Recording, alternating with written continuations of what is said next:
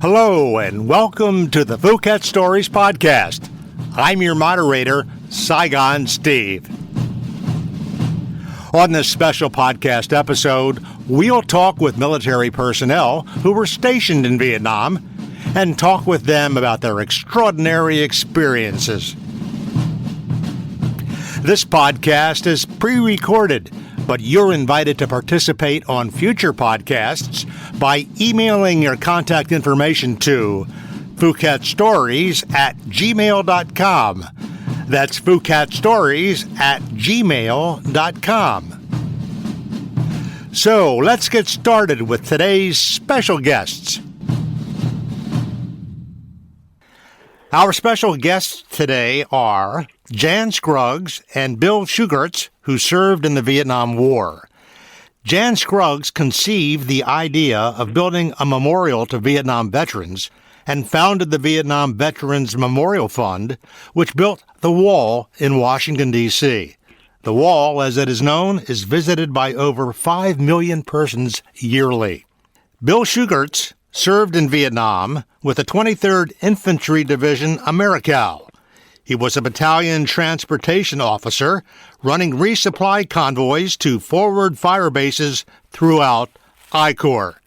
Here now is Jan Scruggs to begin the conversation. This is Jan Scruggs. I want to give my appreciation to Saigon Steve. I'm here to interview Mr. Bill Shugarts. Bill, you've been selected among the many applicants for this podcast because you are such a well-rounded individual. And you're a photographer, a very excellent photographer. You're a volunteer. You've been through all the training. You're a volunteer at the United States Army Museum, which just opened. We want to hear a little bit about that. You've been a volunteer at the Vietnam Veterans Memorial for how many years? 14, Jan. So you've had so many great experiences. Let's start with the dog tags. You sent me pictures of dog tags yesterday. The dog tag of your grandfather from World War I, and they were round then, little round dog tags. A dog tag from your father. So you have a legacy of service in your family. Tell me a little bit about where did you grow up and what was your family situation like? Yeah, Jan, thank you. It's an honor to be able to join you and Steve. I grew up outside of Philadelphia, Pennsylvania, and I'm the oldest of a large family of 5 kids. And you're right, my grandfather served in World War II. He was a doughboy, and his dog tag is a circular disc. And then my dad was served in World War II. It was sort of expected that we would serve, but it was not required. So it was a model or an example. I had a choice, like we all did in the 60s. I was in college and went to a small little liberal arts college in Ohio, and they had no ROTC, and the Vietnam War was coming on, and I met a lady, and we got married. We were college sweethearts, and her dad was a Quaker pacifist, so he was against the war, and he did things against the war, and I explained to him that I had a choice here. I could either wait to be drafted or enlist or go to Canada. And I said, in my family, when you're called to serve, you serve. And I said my example was my grandfather and my dad and me. So I had no compunction not to try that. So I enlisted after graduating. I graduated with a business degree in 1967 and then went to the Air Force. I wanted to join the Air Force. I wanted to be a pilot, and I passed the intelligence stuff, flunked the physical because of a bad eye. And so then I thought, oh, well, what am I going to do now? So I went to the Navy. I thought, well, I'll be a Navy pilot. That looks sexy. So same thing happened. They called me out. They said, well, you've got good intelligence, but you can't fly because your eyes aren't any good. So then I went to the Army. My model, again, was my dad, who was transportation in World War II.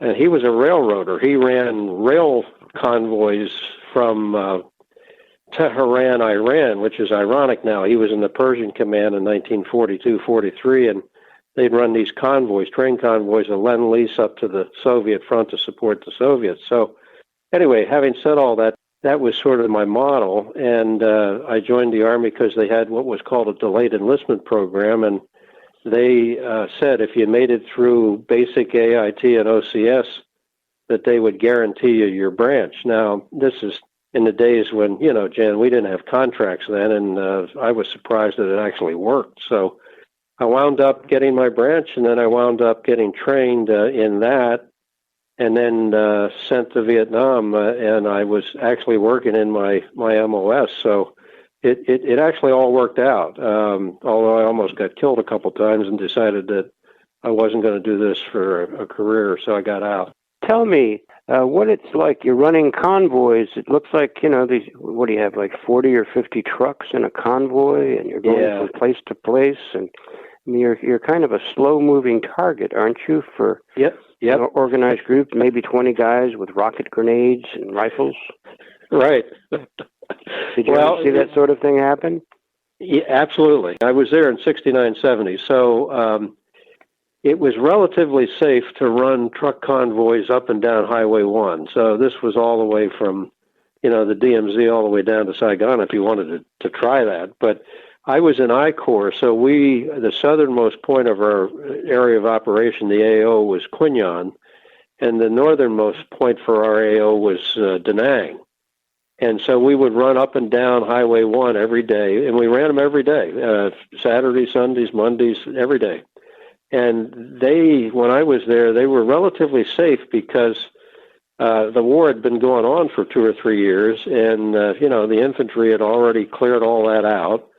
And, you secured different compounds and different bases. And so that was to you, infantry, Jan, we were sort of the rear area. So having said that, I was based in Chu Lai, and we shared the AO with the 101st, the Americal, and the 3rd Marines. And the Marines had been there since the beginning in 65. So our job was to support these fire bases. The reality is that many of them, and you were in some of these, and you had to worry about terrain, weather, the enemy, all of that, and they relied on us, and we were the major support battalion for the whole division, and the division was cobbled together through the war.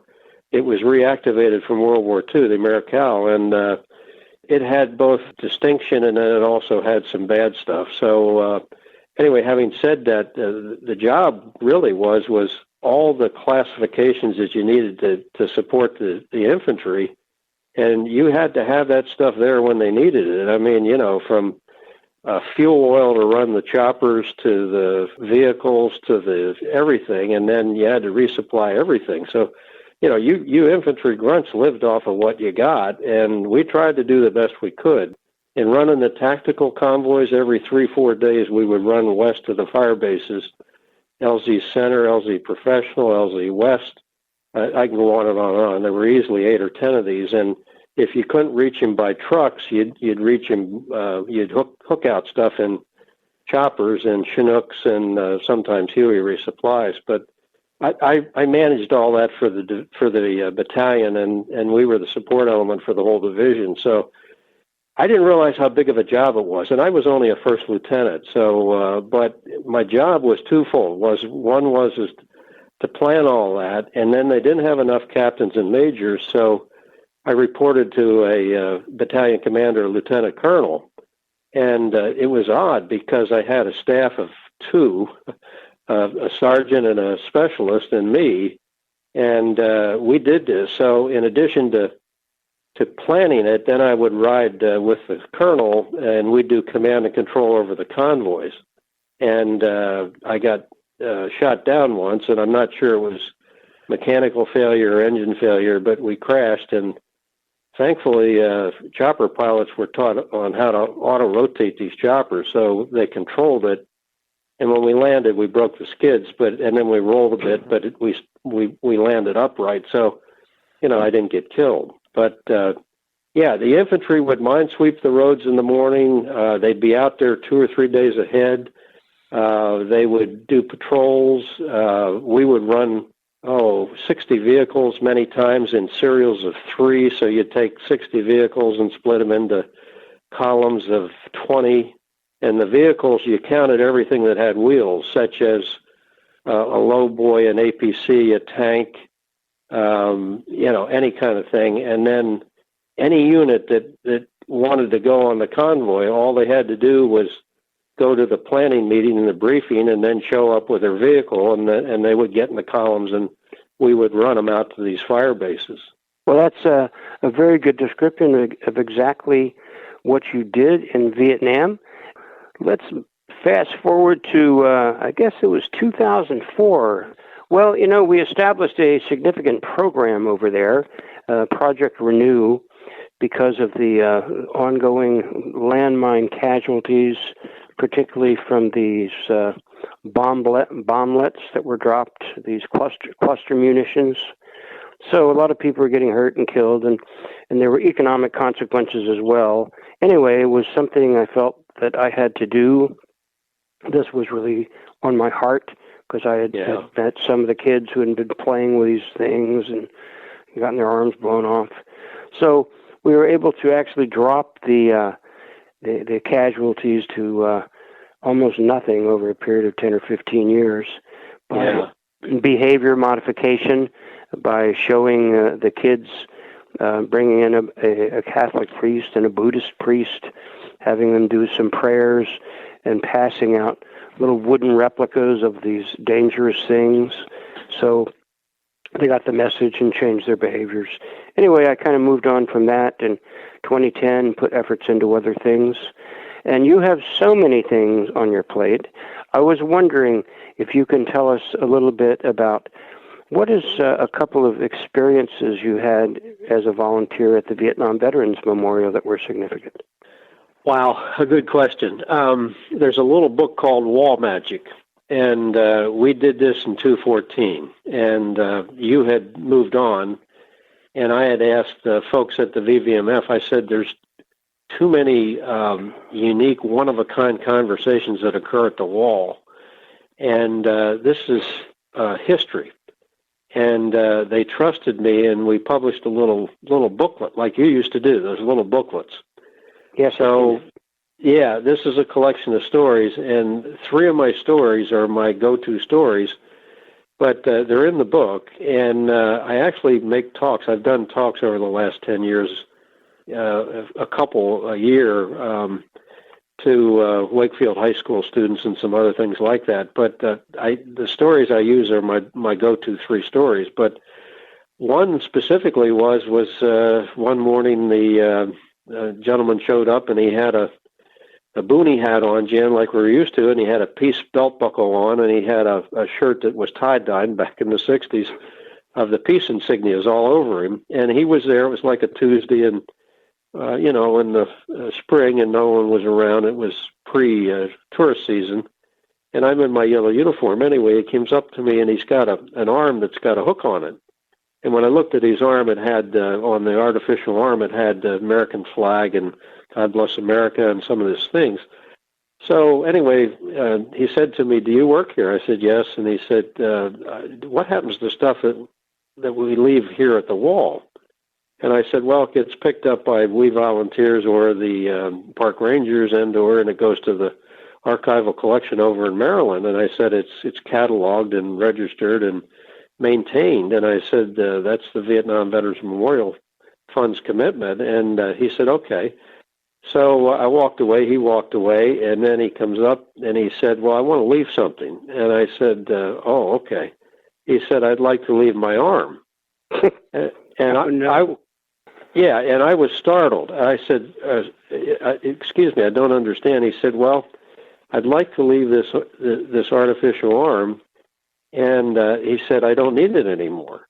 And I said, "Okay." He said, "Well, what will happen to it?" I said, "Well, it'll go in the collection."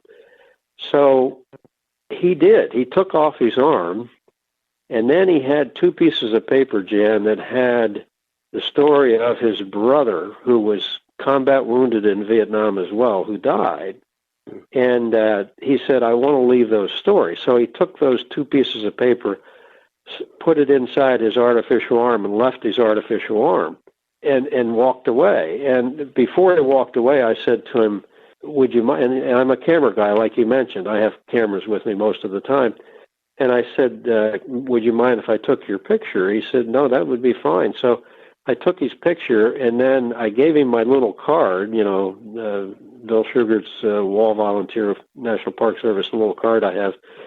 And then, anyway, the bottom line was is that he gave me his card, and his little card says, Peace Man. Jan, Rolling Thunder, the 30th edition of Rolling Thunder magazine has that article in it. That's one of three stories. The other one was meeting the. That was funny too. That was meeting Dao, D-A-O, is the way you say his name, Dao, and Dao means something. And I met Dao at the wall doing what I was doing, and Dao had come up to me and wanted to know if I was a soldier, and I said yes, and he said he was too. And obviously he was Vietnamese, and he had a tie and coat on, and he had his associate with him, and he wanted to know, how the memorial worked, and wanted to let me know that he was a soldier too. So I said to him innocently, oh, you were a soldier in Vietnam? He said yes. And I said, oh, what ARVN unit were you with? And he smiled and he said, no, I wasn't ARVN, I was VC. and I remember sending you an email saying, I met this guy and he's VC. But it startled me. I didn't know what to say. And so we just traded nice human conversation. And anyway, the bottom line was, he said, I said, when were you a soldier? He said, 1971. And he said, I was shot. He said, I was in a battle and I got shot. And I said to him, I said, I was home by then. And he wanted to know if I was the one that shot him. And I said, no, I was home by then. So that was sort of funny. Well, one thing led to another, and he's a photographer. And he is a world-class photographer in retirement, and he's been doing photography for the last 15, 20 years, and we've become friends, and we trade stuff on Facebook. When I took the delegation back to Vietnam in 2015, I said to the folks in the delegation, I said, there's a fellow that lives here in Hanoi, and I said, I'd like him to join our group for dinner, and here's his background. Do you have any problems with that? And they didn't at all. But I remember what you said, because you emailed me back, Jan, and I said, I think there's a VC convention going on here in D.C. And you said to me, you're comrades now. The interesting thing about the Vietnamese mind is they do not get stuck in the past. Mm-hmm. The way the Americans and the Europeans do. They are always they look towards the future. Mm-hmm. And the country of Vietnam's been doing fairly well. It's turned into a real vacation paradise, some excellent golf courses, and beaches. I mean, talk about beaches. You got like 250 miles of beaches or more, and a fun place for, average tourists to go. Sure. And Australians, you see them all over the place. They got their backpack, and they've been there for a month, and it's nice. Well, I want to thank you for your service to our country, and certainly in the Vietnam War, but especially your service at the Vietnam Veterans Memorial and the U.S. Army Museum. And you do so many good things in your life. You're even involved with the church in Kenya. And you do good things, and you're a good example for people of a well-balanced individual. So thank you there, Bill Shugarts, and keep up the good work. And now, Saigon Steve has a question or two. Well, Bill Shugarts, I have a couple of questions for you. First of all, looking into your background, you started out as an enlisted man and driving tanks, I think. Isn't that what it says here? You were a tank driver back in the day? Yes, sir. I was a pretty good tank driver. Well, what is that like? It was fun, Steve. It was fun. It's the most fun I ever had in the Army, bar anything, was in 1968 in AIT at Fort Knox, Kentucky, being a tanker. The fun part was this: we were out on a firing exercise, so we learned how to drive these machines. We learned how to fire them, and this was an M48 tank and then an M60 tank. So I was trained on both of them. And what's ironic is the Army Museum has two tanks in it. They have two tanks in a Bradley fighting vehicle. So I can tell you about the World War I tank. It's called an FT-17.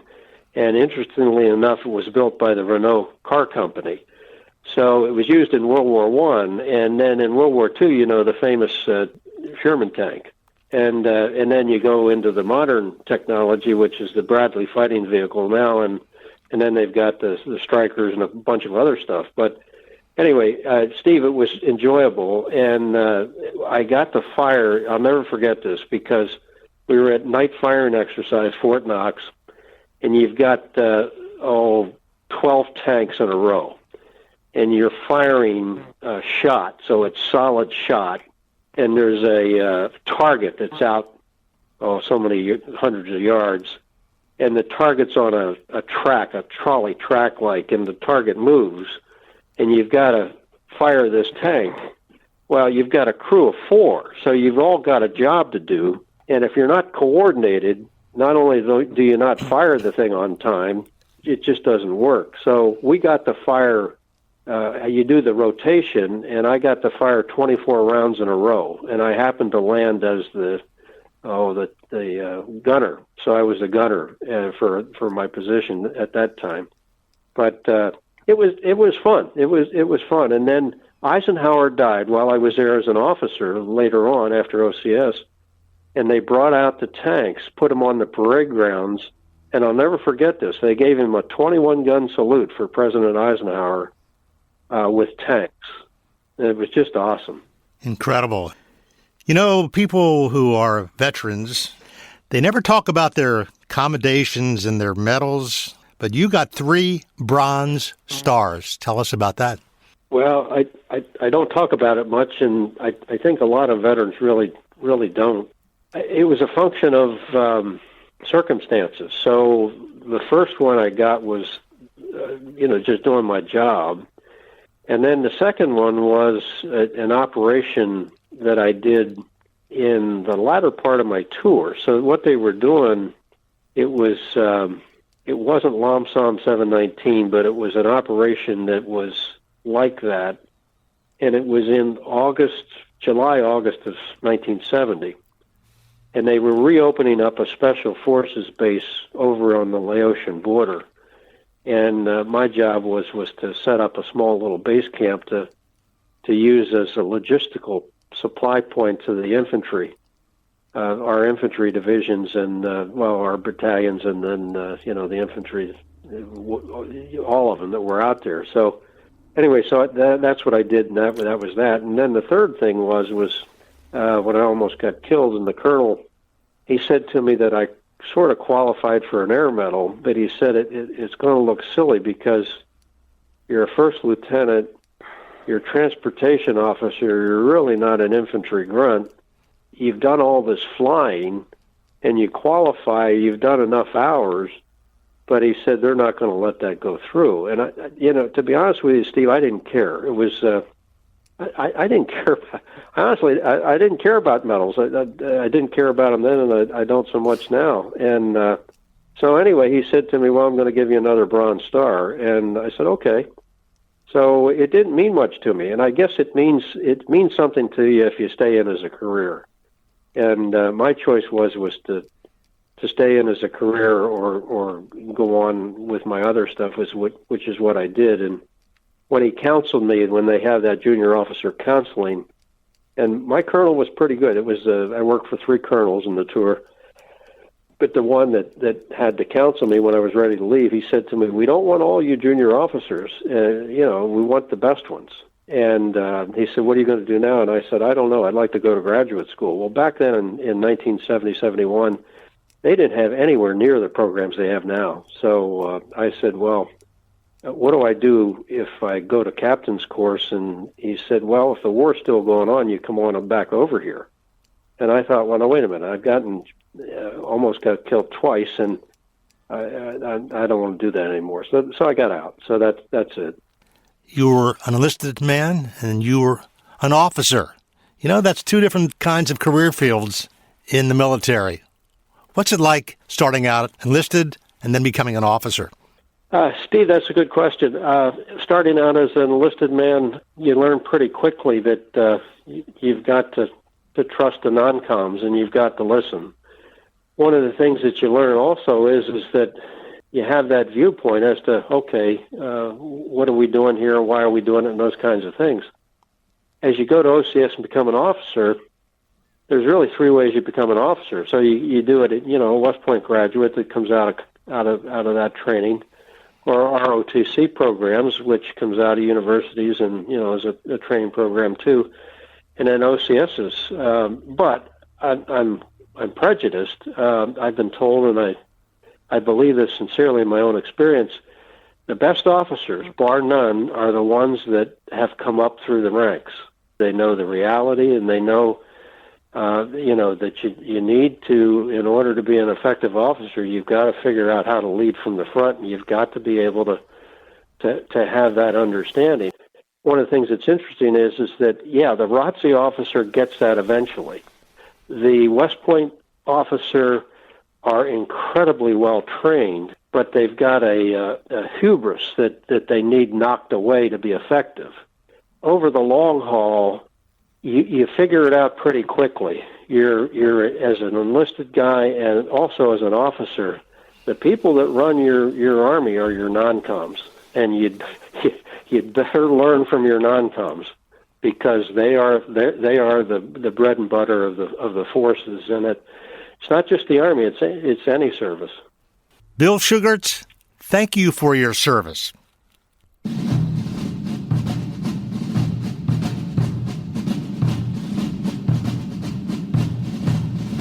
Well, that wraps up another special episode of FUCAT Stories. If you'd like to participate in a future FUCAT Stories podcast, email your contact information to fucatstories@gmail.com. That's fucatstories@gmail.com. Until next time, thanks for listening to the FUCAT Stories podcast. I'm Saigon Steve.